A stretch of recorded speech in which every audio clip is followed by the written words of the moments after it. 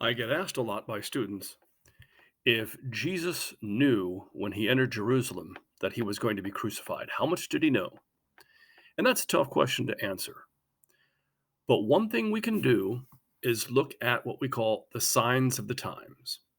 What were the signs of the times that might have given Jesus information about what was about to happen?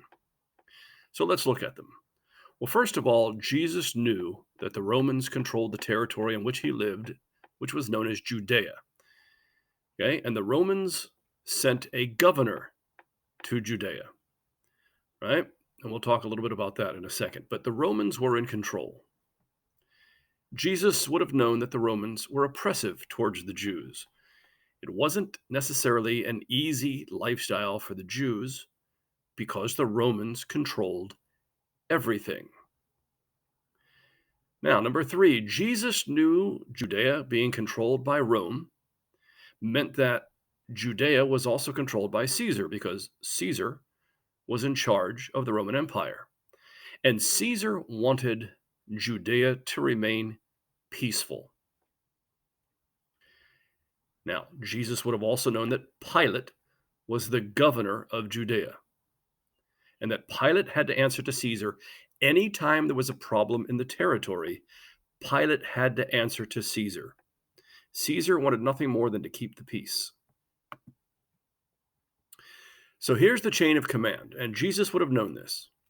The chain of command was first Caesar, who is in charge of the Roman Empire, then Pilate, who's the governor of Judea, then the Sanhedrin, and we'll talk a bit more about the Sanhedrin in a minute. The Sanhedrin was the Jewish ruling body, and the Sanhedrin then is followed by the Jewish people. So that's the chain of command: Caesar, Pilate, Sanhedrin, Jewish people. Now, number six here. Jesus would have known that Caesar wanted nothing more than Pilate to keep the peace. Because one thing Caesar did not want to have to do is to commit more troops and money to Judea.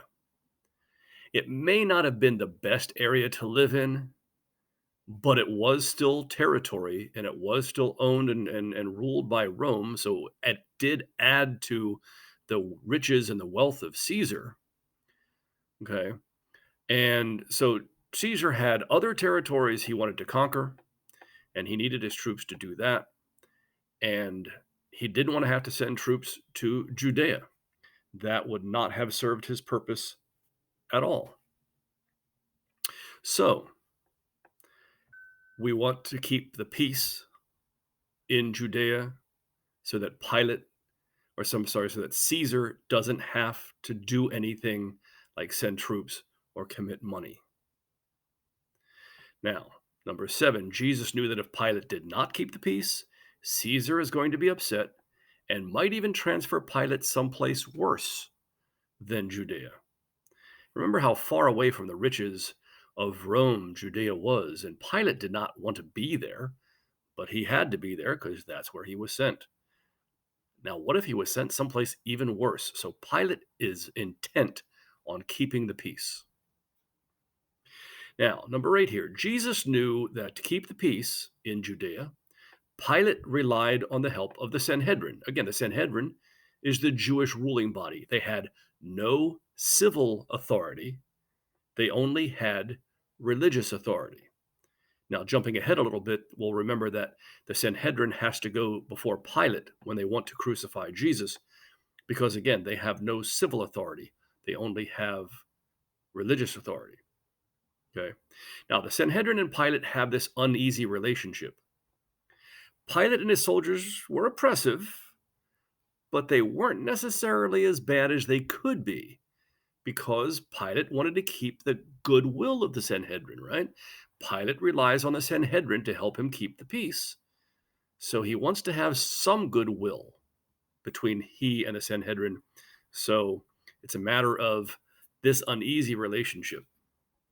Number nine here, Jesus knew that the people would follow the directions of the Sanhedrin as a matter of religious observance.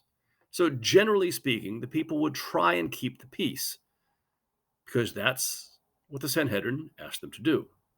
So, again, let's look at the chain of command: Caesar, Pilate, Sanhedrin Jewish people. Now let's jump right into Jesus and the apostles entering Jerusalem for the Feast of Passover. At the time Jesus and the apostles entered Jerusalem, the city is preparing for the Feast of Passover, which meant that many Jews would flock to Jerusalem to celebrate Passover because Jerusalem was the city that had the temple. There were many places of worship, but there was only one temple, and the temple was in Jerusalem. So, just like today, many Catholics will visit Rome because that's the seat of Catholicism. At that time, many Jews would go to Jerusalem to celebrate Passover because that's where the temple was. Now, I'm going to estimate numbers based on what I found on Google. These are not for sure, right?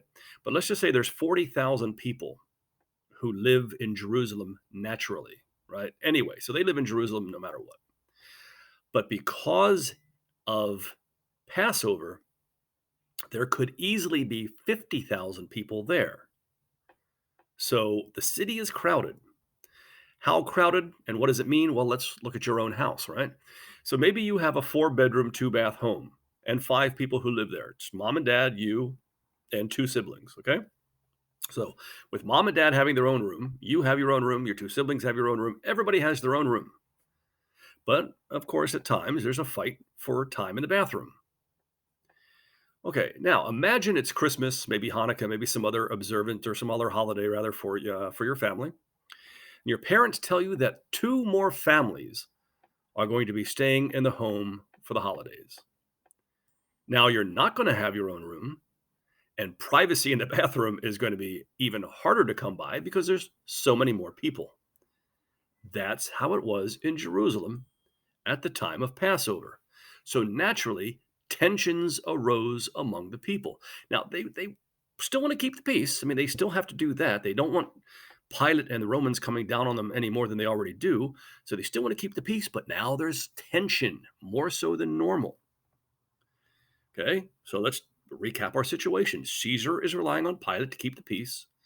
Pilate is relying on the Sanhedrin, and the Sanhedrin is relying on the people. But tensions are high because the city is so crowded.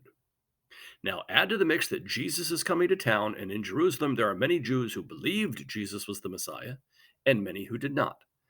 So there's a little tension anyway.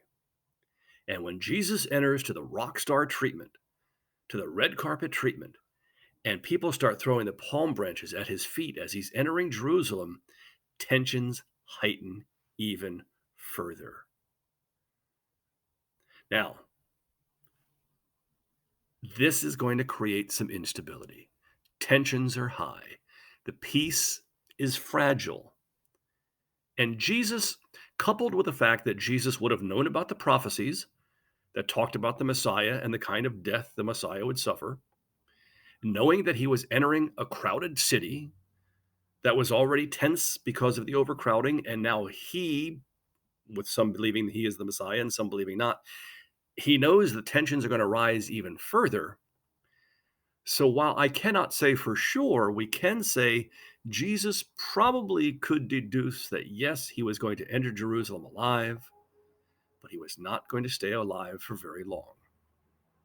Now, we've covered a lot there. We've talked about the chain of command. We talked about why we needed to keep the peace. We talked about the fact that the Romans were a bit oppressive, but there wasn't an easy kind of relationship between Pilate and the Sanhedrin, the Jewish ruling body. Okay. And we added all that together and talked about how Jesus probably could have known that his life wasn't going to last much longer after he entered Jerusalem. Okay. So let's take that for what it's worth and we'll move on to other material.